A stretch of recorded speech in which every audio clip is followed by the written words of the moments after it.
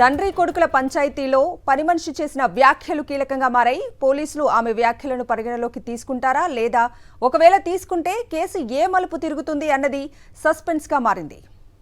DGP కార్యాలయం దగ్గర మా ప్రతినిధి వాసు ఉన్నారు. మరిన్ని వివరాలు మా ప్రతినిధి వాసుని అడిగి మరిన్ని వివరాలు తెలుసుకుందాం. వాసు, కవిత, చూస్తా ఉన్నాం మంచు మనోజ్ ప్రస్తుతం డీజీపీ కార్యాలయానికి చేరుకున్నాడు. దీనికి సంబంధించి చూస్తున్నాం విజువల్స్ లో కూడా ఎక్స్క్లూజివ్ గా మనకు కనిపిస్తా ఉన్నాయి. మంచు మనోజ్ ఇంటెలిజెన్స్ కార్యాలయంలో శివధర్ రెడ్డిని కలిసిన తర్వాత కూడా మళ్ళీ తిరిగి డీజీపీ కార్యాలయానికి చేరుకుంటున్న విజువల్స్ మనం గమనిస్తా ఉన్నాం. మంచు మనోజ్తో మాట్లాడే ప్రయత్నం చేద్దాం. చూస్తా ఉన్నాం మంచు మనోజ్ ఎట్టకేలకు ఈ పంచాయతీ కేవలం పోలీస్ స్టేషన్కే పరిమితమైంది అనుకుంటే ఏకంగా డీజీపీ కార్యాలయానికి చేరుకోవడం మాత్రం సంచలనం. లగడికప్పుల్లోని ఇంటెలిజెన్స్ డీజీ కార్యాలయంలో కూడా శివధర్ రెడ్డిని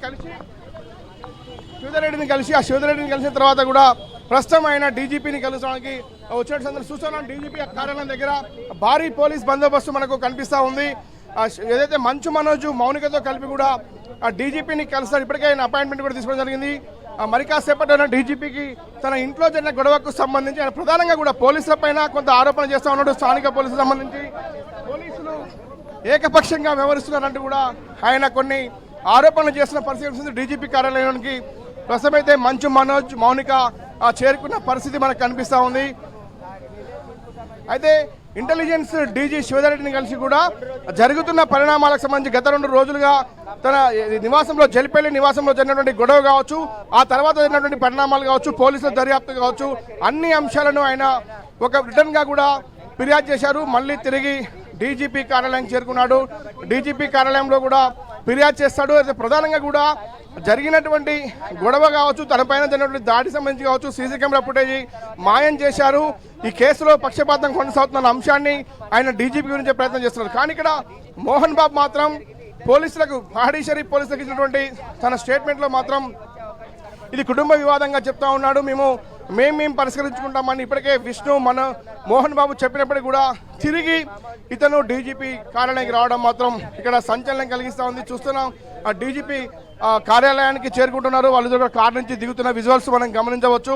మౌనికతో పాటు మరికొంతమంది వ్యక్తిగత సిబ్బంది కూడా రావడం జరిగింది. ఎలాంటి ఫిర్యాదు చేస్తారన్న అంశానికి సంబంధించి చూడాల్సింది. ప్రస్తుతం ఇక్కడ డీజీపీ కార్యాలయం దగ్గర చూస్తున్న ప్రతి ఒక్కరు కూడా మీడియాని ఎవరిని కూడా రానియకుండా గేట్లన్నీ కూడా అడ్డుకుంటున్న పరిస్థితి మనకు కనిపిస్తుంది. భారీగా పోలీస్ బందోబస్తు కనిపిస్తూ ఉంది. అయితే ప్రధానంగా కూడా అంటే శివధర్ రెడ్డి కలవాల్సినటువంటి పరిస్థితి వీళ్ళకి ఎందుకు వచ్చింది?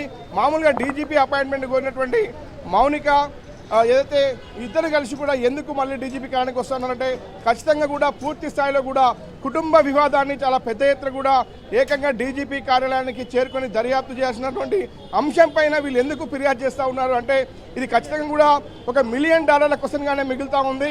ఎందుకంటే నిన్న 2 రోజుల నుంచి కూడా ఇంట్లో జరిగినటువంటి వ్యవహారానికి సంబంధించి కూడా మొదటి నుంచి ఎలాంటి కేవలం ఇంట్లో చిన్న గొడవ జరిగిందని చెప్పారు. కానీ ఆ తర్వాత పోలీస్ స్టేషన్కి వెళ్ళారు. కానీ ఈరోజు నేరుగా ఇంటెలిజెన్స్ ఆఫీస్తో పాటు ఒక పక్క డీజీపీ కార్యాలయానికి మరోసారి లోపల మీకు చూపించే ప్రయత్నం చేస్తాం. చాలా పెద్ద ఎత్తున కూడా పోలీస్ బందోబస్తు నీకు కనిపిస్తూ ఉంది. గేట్లు లోపలికి ఏ ఒక్కరిని కూడా అనుమతించని పరిస్థితి. ఒక పక్క చూస్తే జల్పల్లి మోహన్ బాబు నివాసంలో కూడా ఇదే పరిస్థితి కొనసాగుతుంది. అక్కడ ప్రైవేటు బాడీ గార్డ్స్తో పాటు బౌన్సర్ను ఇరు వర్గాలకు సంబంధించి ఇటు విష్ణుతో పాటు ఓ పక్కన ఉన్నటువంటి ఇద్దరు కూడా చాలా పెద్ద ఎత్తున అక్కడ బౌన్సర్లను మోహరించారు. ఆ తర్వాత అక్కడ గొడవ జరిగింది. అయితే డీజీపీని కలవడానికి వచ్చిన నేపథ్యంలో కూడా పోలీసులు భారీగా మోహరించినటువంటి ఆ పరిస్థితి కనిపిస్తోంది. మరి కాసేపట్లోనే డీజీపీని కలిసి ప్రస్తుతం మనోజ్తో పాటు మౌనిక ఫిర్యాదు చేస్తూ ఉన్నారు. ఇప్పటికే డీజీపీ అపాయింట్మెంట్ కూడా తీసుకున్నట్టుగా తెలుస్తూ ఉంది. శివధర్ రెడ్డి అపాయింట్మెంట్ కోరారు, అతన్ని కూడా కలిశారు, ఫిర్యాదు చేశారు. మరి వీళ్ళకి ఎలాంటి హామీ లభించింది, ఎలాంటి ఫిర్యాదు చేస్తూ ఉన్నారు? ఎందుకంటే వీళ్ళు ఆషామాషి వ్యవహారం కాదు, కన్న తండ్రికి సంబంధించి జరిగినటువంటి గొడవ, ఇది ఒక కుటుంబ వివాదం. కానీ బయటి వరకు వచ్చి ఎందుకు ఫిర్యాదు చేయాల్సి వస్తుంది? అసలు మంచు కుటుంబంలో ఏం జరుగుతుంది అన్నటువంటి వ్యవహారానికి సంబంధించి ఒక సెన్సేషన్ వార్త గత 2 రోజులుగా నడుస్తూ ఉంది.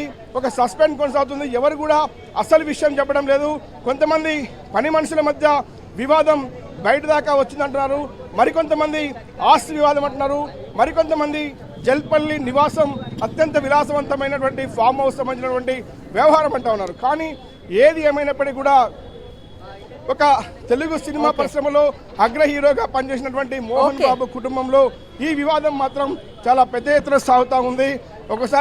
మరోసారి లోపలికి వెళ్ళేటువంటి ఆ ప్రయత్నం అయితే కొంతమంది అతని అనుచరులు కూడా చాలా భారీ ఎత్తున చేరుకున్న పరిస్థితి డీజీపీ కార్యాలయం వద్ద కొనసాగుతుంది. ఎవరిని కూడా లోనికి అనుమతించొద్దంటూ కూడా ఉన్నతాధికారుల ఆదేశాల నేపథ్యంలో ఏ ఒక్కరిని కూడా లోనికి అనుమతించినటువంటి పరిస్థితి మనకు కొనసాగుతుంది. కానీ ప్రధానంగా పాడి షరీఫ్ పోలీసులు ఆల్రెడీ ఎఫ్ఐఆర్ చేశారు. ఇరు వర్గాలకు సంబంధించి ఫిర్యాదులపైన కేసులు నమోదు చేశారు. కానీ ఎందుకు మనోజ్ మళ్ళీ ఇంటెలిజెన్స్ ఆఫీస్తో పాటు డీజీపీ ఆఫీసు తలుపు తడుతున్నాడంటే ఖచ్చితంగా కూడా దీని వెనకాల ఒక హై లెవెల్ సంబంధించిన వివాదం కొనసాగుతూ ఉంది. ఎందుకంటే రైట్ వాసు, థ్యాంక్ యూ.